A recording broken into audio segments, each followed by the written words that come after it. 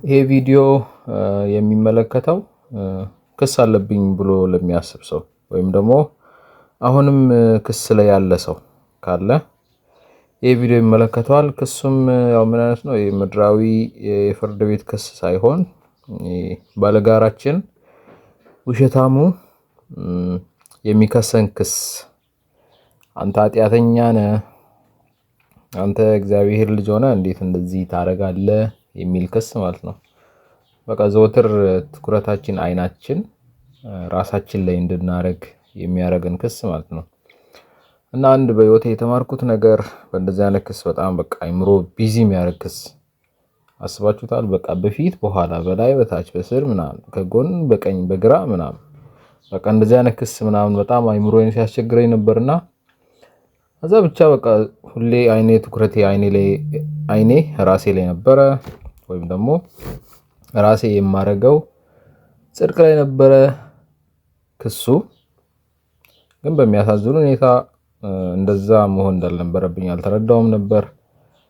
ግን ከሆነ ጊዜ በኋላ የሆነ ሰው እንዲህ ሲያስተምር ሰማውና በቃ ትምህርቱን ያንን ነገር ካወቅኩ በኋላ ያ ክስ ላይ በቃ ጸጥ ነው ያለው። ያ ክስ በመጣ ቁጥር ይሄንን ነገር ስናገር አፉን ነው የሚይዘው። ያ ባለጋራችን አፉን ነው የሚይዘውና ምንድነው የምትሉት? ክስ ሲመጣ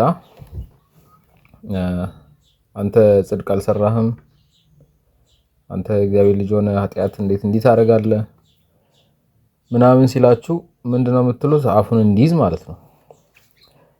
ጽድቄ እኔ አይደለሁም ጽድቄ ኢየሱስ ነው ካላችሁት አፉን ነው የሚይዘው።